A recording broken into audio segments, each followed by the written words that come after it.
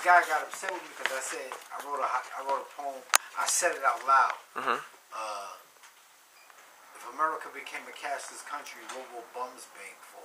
And he didn't like that, but he didn't realize it was a haiku at the same time. But the whole point of that poem is just to create dialogue, to make people think and talk. The poem goes a lot deeper because if there was no money, you can't beg. So if everything's on credit cards, that means there would be no need for banks either. There would be no need for Brinks trucks. So that means those are two people right there that are out of jobs. People that are out of Brinks, people that drive the Brinks trucks, people that fix the Brinks trucks wouldn't have a job. People that carry the money wouldn't have a job. Banks wouldn't have a job. Maybe he was a banker. That's why he got mad. Maybe he was a banker. Oh, I don't know. Maybe, but I'm just saying it's just something to give. It's a trickle effect, and you give you something to think about. That's all. So when people say I write poetry, then they're just thinkers also. My little nephew wrote me a poem. He's 8 years old. And he said, love sucks. It breaks down like a Ford truck. That was hot to me. So I'm going to put that in my book. Yeah, that's funny. Yeah, love. See, I told him, I said, he said, I can't write poetry. I said, all you got to do is write a beginning, a middle, and an ending. And sometimes it don't have to have an ending. It just gives you something to think about. So that's hot, right? Yeah. Love sucks. It breaks down like a Ford truck. Yeah. Because it might be a song, huh?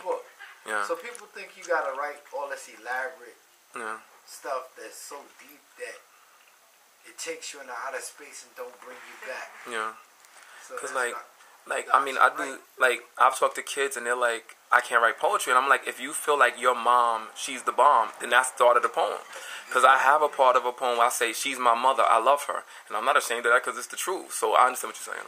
That's a poem right there. She's my mother and I love her. Yeah, and that's how I end the poem. So yeah. That's it right there. Anybody? You can't elaborate on the chance. It's different for me because when I do workshop with kids, like, my workshops are pretty much, they're just open discussions. Like, when I speak to the kids, it's just an open discussion. All right, everybody take out a sheet of paper, something to write with. You know, and I do, like, basic draw a circle and draw a spider web and draw circles around it. Your name and 5 things that you think your name means, and then that's where we go, and that's how we start. And by the end of the day, they're like, so when are we going to start writing poetry? And I'm like, you guys already wrote a poem. You know, and they don't even know it. So a lot of it really has to do with, see, because I've been doing this longer than, well, I've been doing this for maybe 10 years. So it's different for me. Like, I feel like I have a license to tell you if your stuff is not good, or if your stuff is good.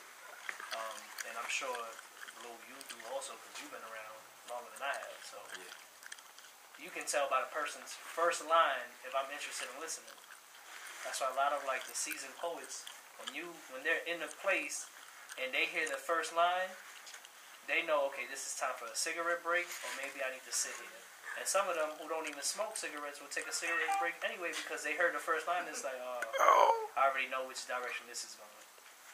You know, it's another type of this poem, is another this kind of poem. So a lot of times it's really who's teaching the next generation and how they're being taught that determines the direction that poetry is going.